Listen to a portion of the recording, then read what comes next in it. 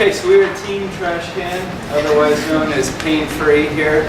And what we're solving for is how might we incentivize employers within high-risk industries to establish preventative programs for their employees.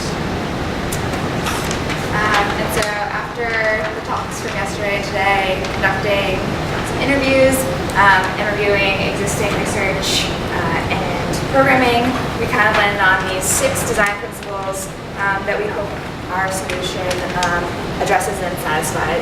And so those are establishing trust, increasing access to help, making sure it's easy to use, making sure it's actionable, focused in prevention, and that it is personalized. So what we're showing here is the actual program, and we're going to address the incentivizing part after the cost analysis. So here's Robin. He's 18. He just started his construction job. He's very new, so he wants to do a good job, don't get hurt, but also get along with the other people. So on the first day, his boss goes over some basic training stuff on safety and then talks about the benefits that the company provides as part of that package. And within that benefits, there's a trusted point of contact who has experience in the same industry and have gone through the addiction and is now sober. So Robin has access to this point of contact for basic things like how do I mingle with these guys on the construction site?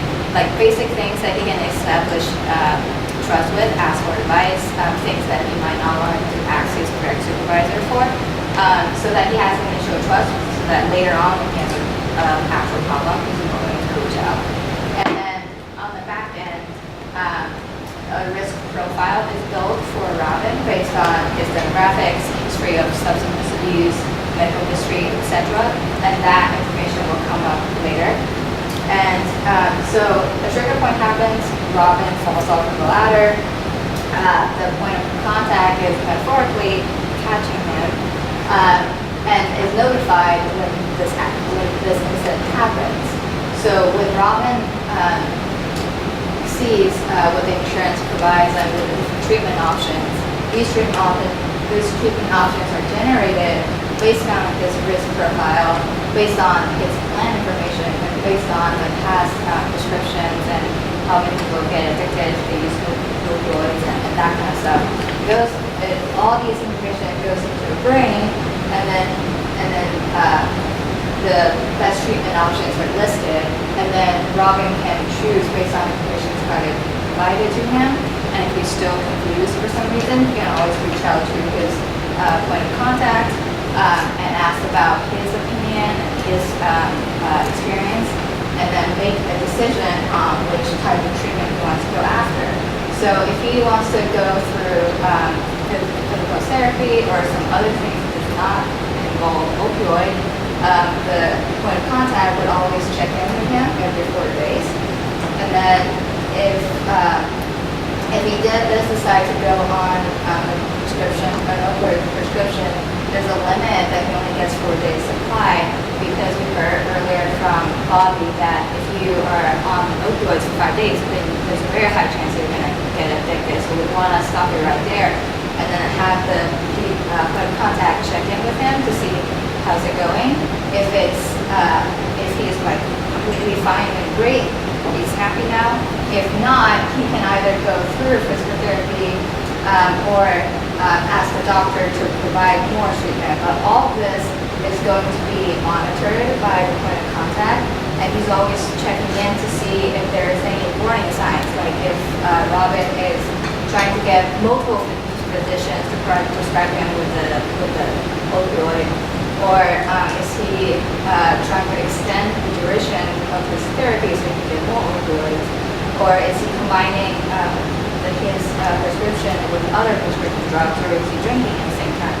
So checking for all those potential warning signs, and then hopefully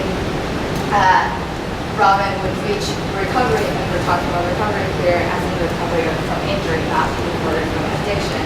But in any case, if he does end up with an addiction, the trusted point of contact will work with him to provide him with further resources and treatment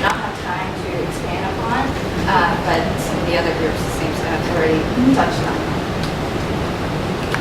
So the name of the game here is to keep opioids from being a first line of treatment, except in the cases where they're an absolute must, and follow that short duration opioid therapy where it must be used with really high intensity, high engagement, follow-up care. And that makes sense for the employee because the risk of addiction, even for short-term opioid usage, as we've heard, is really high. It might be 1 in 20, 1 in 5. Those are terrible, terrible odds. And for an employer, that's an incredibly expensive proposition. I think the stat that we've seen is it's $19,000 a year per person for an OUD sufferer to be cared for by employers' health plan. So the incentive for an employer to adopt a strategy like this is reduce cost. At 1 to 5 to 1 to 20 odds, you can pretty easily weight that $19,000 per person expense. And depending on your injury rate in an industry like construction or some of these other ones where over the lifetime of an employee, injury is virtually certain. You could be expecting to save from $500 to $4,000 per employee by adopting a strategy like this. So, can you guys very succinctly highlight what about this is different than current programs or solutions that are out there? So from a value standpoint, I think, and an adoption standpoint, I think we can kind of call back to the number of employers that feel ready to take on opioids, and I think what was that, something like 19%, 20% felt like they were really good to go. So whatever's in the marketplace today either doesn't have the scope that it needs to, or it doesn't have the scale that it needs to address the problem. So do you see this as something, because to me obviously the doctor's making the decision, so is this something in the EHR or is it in a different site? Because I don't know, the EHR pulls in the plan info. So that's what I'm trying to understand. I get all this data, but where is this in the doctor's workflow that they're getting this information? So before the doctor, this is so we are creating this brain here, which is like going to get trained based on the data that it has received from so many similar cases, and then based on their intelligence, it's creating risk profile. And it's doing risk assessment for the current case and then generating options. And then there are current programs where prescribers are supposed to enter all their data information into a database. I'm forgetting the acronym. It's like PMP, something. Yeah. But that adoption rate for that is very low because that is not integrated with their current processes. So prescribers will see that as a pain. They don't want to do it. And so we're envisioning that this and this would have that incorporated if this was a mandate for the prescribers, and then we would supply that information, and then based on that amount of data, then we can see who's more likely to become addicted based on some of these risk factors.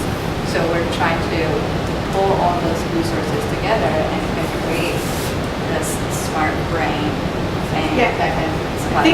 I'm just trying to figure out how does the prescriber/doctor get this information? So the doctor wouldn't necessarily get this information. The way that it works is the employer works with the plan to design the formulary, right? So a lot of the controls are actually in the formulary management. So for high-risk medication, you can put on there a prior authorization. So if the doctor does need to prescribe an opioid, they would get that information back from the plan and then have to sign off for it to be dispensed. You could also put in other controls like day supply limits. It's not intended for the doctor to have to do anything different. It's intended to fit into the plan design so that it guides and controls the doctor's actions. So the follow up on that, if you're designing a formulary that's in reflection of a treatment risk profile that's meant to guide action, is that action weighted to the risk of addiction, but also the actual outcome and solution of the medical procedure being done, right? Because the whole point is that it's an intervention of an acute condition of a accident, right? So like surgery of a knee versus physical therapy, right? So those two have different levels of success metrics and cost metrics and time metrics associated with them, right? So that's basically how things are being decided today, A versus B. And I think what you're doing is you're introducing a third variable, which is additional risk of addiction based off of what's that outcome of, or in association with that procedure. Yeah, I think it's looking at it's outcome-based medication therapy, right? So it's looking at the efficacy of a certain therapy, weighed against the risk of the therapy. And then that's why there's still a chance that Robin's still going to get prescribed opioids because that might be the best option based on his financial circumstances or some of these other things. But we just wanted to introduce that to risk factors so that he understands when he takes that prescription, here are the potential outcomes and here are the resources that's there to help him to prevent him from actually getting addicted in that initial stage. Yeah, I'm not sure if you covered it, or maybe just didn't hear it, but can you just clarify a little bit more the point of contact, like who's serving that role? So we're envisioning this to be someone in their industry, so in this case construction, and who had been an addict and then is now in recovery. So they have that shared experience in the industry. So this younger person could ask them for general advice with work and relationships and all these other kind of stuff, and that establishes trust. And also when they shared their story about, I used to be an addict and this is how I was, and so having that proof, like live proof that this does work, you can trust me, I can help you.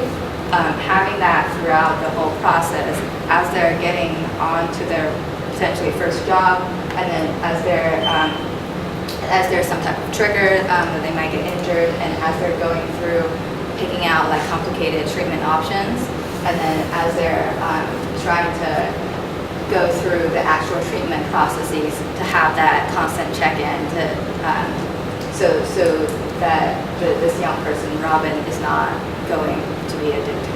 So there are like two things. There's like the brain, which is doing the assessment and feedback and creating plans, and other things the support, the buddy support, where they're able to get real-time help with a real person, from a real person.